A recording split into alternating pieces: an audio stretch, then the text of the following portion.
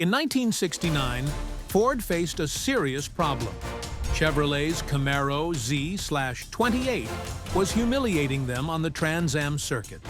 But instead of backing down, Ford struck back with a machine born of rebellion, the Mustang Boss 302. This wasn't just a muscle car. It was a declaration of war from Dearborn. A no-compromise street-legal weapon with a snarling V8, razor-sharp handling, and one mission: dethrone the Camaro dynasty.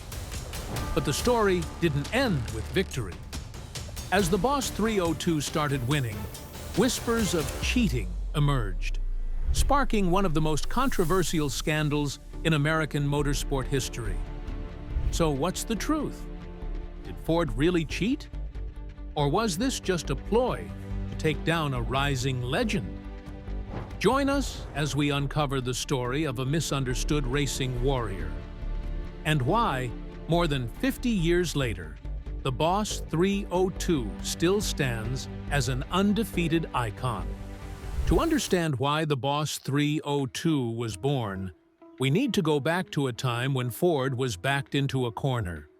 On the streets, the Mustang was an icon, but on the racetrack, where reputations are truly made, Ford was being torn apart by Chevrolet's Camaro Z/28.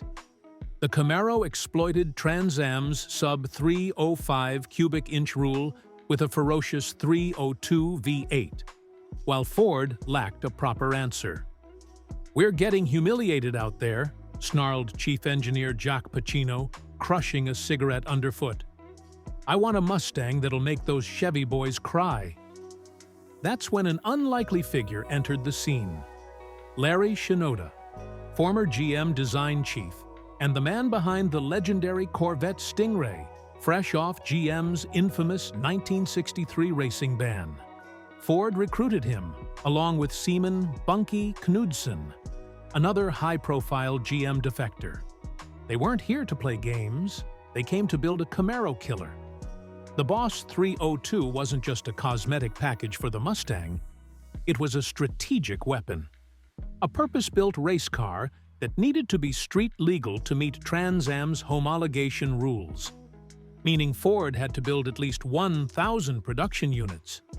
The result? A beast born from pressure and a burning desire to win.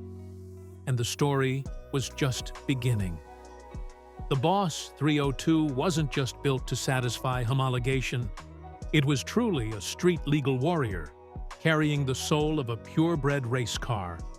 Under the hood sat an engine made for battle, a 302 cubic inch V8 with 4-bolt main caps built to endure brutal high RPM abuse. The Cleveland-style heads, known for their incredible flow characteristics, helped the engine breathe like a Formula One car. A solid lifter camshaft allowed it to rev to 7,000 RPM, turning the car into a snarling beast on demand. On paper, Ford rated it at just 290 horsepower, a clever move to keep insurance costs low.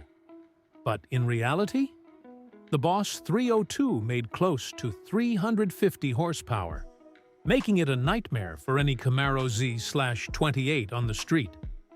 A 4-speed top-loader manual transmission delivered rifle-bolt precision, paired with a crisp Hurst shifter. The suspension was stiff and track-tuned, with staggered rear shocks eliminating dreaded wheel hop under acceleration. And let's not forget, that aggressive front spoiler wasn't just for show.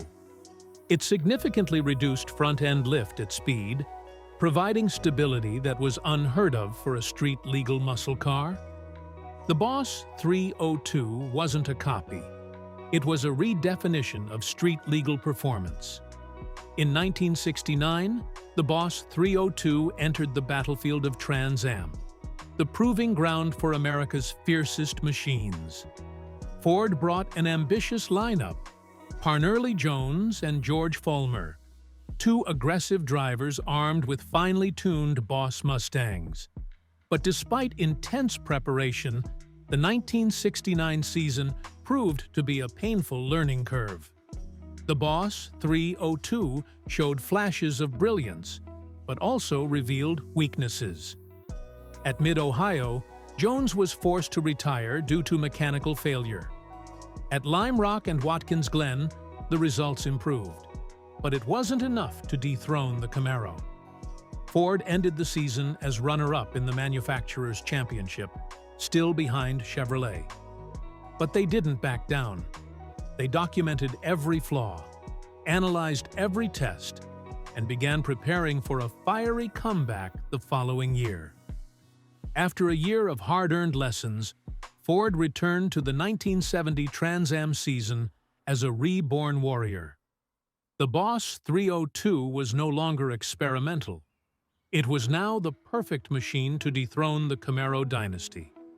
Every detail was refined.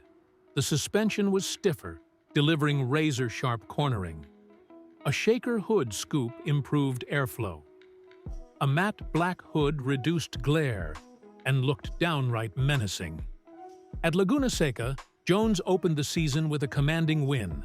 Lime Rock, May, Ford claimed a 1-2 finish. Mid-Ohio, June, George Follmer took the victory. Watkins Glen, July, yet another dominant 1-2 punch. By season's end, Ford had won 6 out of 11 races, capturing the Manufacturers' Championship and Drivers' Championship with Parnelli-Jones. This wasn't just a competition anymore, it was a statement of supremacy. The Boss 302 had beaten the Camaro Z/28 at its own game, ending Chevrolet's reign and crowning Ford as king of Trans Am. The Boss 302's overwhelming success didn't go unnoticed. As Mustangs consistently pulled away from Camaros on the straights, Chevy's engineers began to suspect something wasn't right. Chevrolet filed a formal protest. A tear-down inspection was ordered, and that's when they found the smoking gun.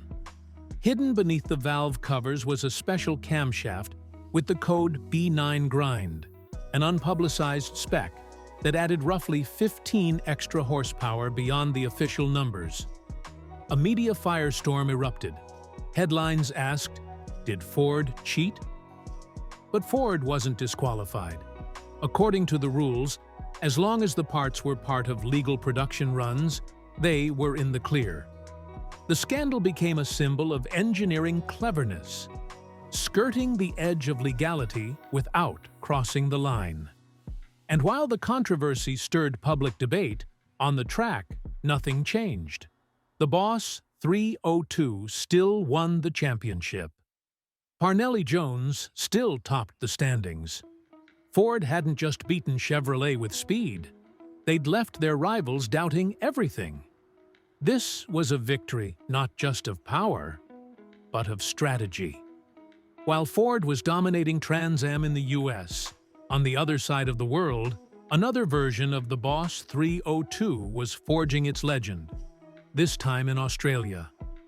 Alan Moffat, a Canadian-born racer who moved to Australia, quickly became a Ford hero as he piloted the Boss 302 to dominance in the early 1970s Touring Car Championship. Moffat's Boss was so fast that Holden teams couldn't believe it. They accused him of cheating, claiming the car had to be illegal given its relentless superiority. Thus began Australia's infamous cheating Mustang controversy. But unlike in the US, no evidence was ever found. Moffat wasn't just a skilled driver. He was obsessively meticulous in car setup and race strategy. Despite the controversy, Moffat's Boss 302 remains one of the most feared race cars in Australian motorsport history. The Mustang, doubted, accused, still silenced critics with results. The Boss 302 didn't just win in America. It conquered the world. But when the spotlight faded, the Boss 302 entered a new chapter, a darker one. In the early 1970s, the fuel crisis hit hard. Muscle cars were labeled gas guzzlers and deemed obsolete. Many Boss 302s had their engines pulled for use in boats. Others rusted behind barns, forgotten in tall weeds. Once a track dominator, the Boss 302 was now seen as a relic of a bygone era. But in 1988, a spark reignited the flame. A junkyard worker in Ohio uncovered a pristine grabber orange Boss 302, complete with its original engine. It went to auction, selling for 6 figures. And the world remembered. This wasn't just a car, this was a legend. From that moment on, original Boss 302s became collector treasures, symbols of a golden age that enthusiasts longed to relive. In 2011, Ford decided to reignite the legend. On the very test track where Parnelli Jones once thrashed the original, engineer Dave Perricack stood silently beside the new Boss 302. In front of him was a modern beast, a 5.0-liter V8 producing 444 horsepower, revving to 7,500 RPM, all refined to be worthy of the Boss name. But the most special feature? A second key, the track key. When activated, it unlocked the car's full potential. Louder exhaust, sharper throttle response, and a race-tuned ECU. It wasn't just hardware, it was a race car's soul, digitally awakened. Perricack smiled.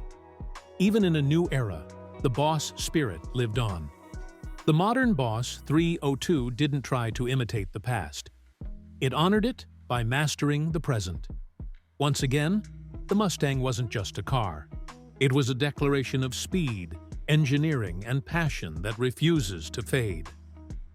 From the fiery circuits of Trans Am to dusty junkyards and back under the spotlight of modern performance, the Mustang Boss 302 was never just a car. It's a symbol of relentless spirit, groundbreaking engineering, and a passion that's burned for over 50 years. It's been doubted, accused, even forgotten. But every time people thought the legend was over, the Boss 302 came back, stronger, sharper, and never willing to surrender. And what about you? Do you believe a car can carry an entire legacy? Do you think the Boss 302 deserves the crown as the greatest Mustang of all time? Drop your thoughts in the comments. We'd love to hear your take. And if you enjoyed this ride, don't forget to like, subscribe, and hit the bell for more legendary car stories. The Boss 302 may no longer be in production, but that never-back-down spirit still lives on, in every speed lover like us.